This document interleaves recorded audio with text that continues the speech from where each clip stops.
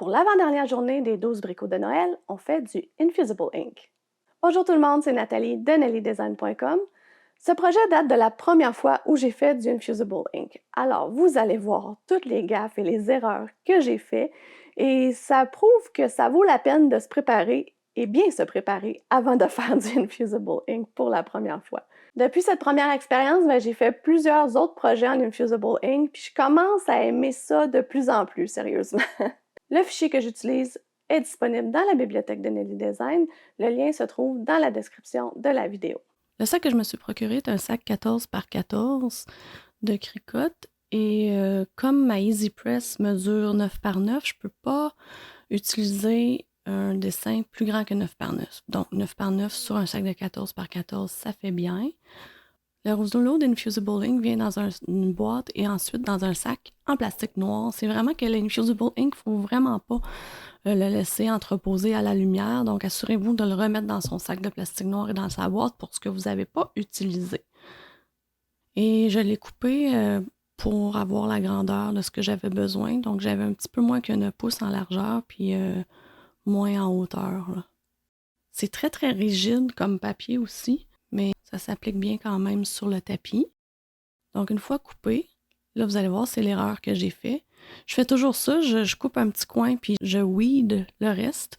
Ça va super bien, sauf qu'il ne faut pas oublier d'enlever le petit coin.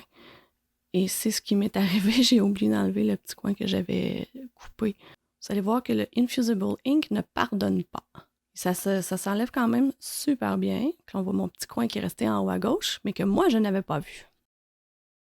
En plus, il nous demande d'utiliser du carton.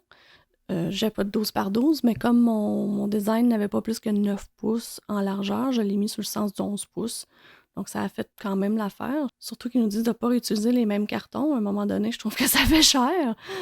Donc, on passe un petit rouleau pour enlever tous les résidus et le papier de boucher qui vient avec. Il demande aussi de ne pas sauter l'étape du préchauffage. Il semblerait que c'est très important pour enlever l'humidité dans le sac. Je vais vous mettre un lien vers toutes les instructions là, en anglais, évidemment, à suivre quand vous faites du Infusible Ink. Là, ça m'a beaucoup aidé pour ne pas sauter aucune étape. Donc, le papier de boucher aussi, il demande de ne pas le réutiliser. Et ça, c'est pas facile à trouver, spécialement au Canada. Je vais vous mettre le lien de celui que j'ai trouvé sur Amazon, qui est pas mal le moins cher, mais ça reste qu'il faut acheter un rouleau à 35 $. En pressant, c'est très, très important de ne pas bouger. Et voilà, mon petit coin que j'avais oublié. Il n'y a rien à faire. Si ça avait été du vinyle, je me serais dépêchée à l'enlever, à l'arracher. Ça aurait probablement plus pardonné, mais là, ça ne pardonne pas. Quand même, je voulais vous montrer que c'est possible d'ajouter du vinyle par-dessus, même si on a fait du Infusible Ink. J'ai utilisé la feuille de protection de Cricut et j'ai chauffé le vinyle comme le disait dans le Heat Guide. On tourne ensuite le sac de côté. Au cas où l'encre transférerait sur mon tapis, j'ai mis les cartons entre les deux, mais ça n'a pas transféré. Là, je me suis dit, tant qu'à avoir scrappé un sac, je vais au moins essayer d'avoir un beau côté. Donc, je vais réessayer de l'autre côté. J'avais plus assez grand de papier carotté, fait que j'ai pris le papier noir. La feuille de transfert noir est assez spéciale, elle a l'air brune. Puis j'ai fait un petit nez en carotté. J'ai retiré le petit rond en carotté de sa feuille de transfert et je l'ai inséré dans l'autre feuille de transfert pour faire les deux en même temps.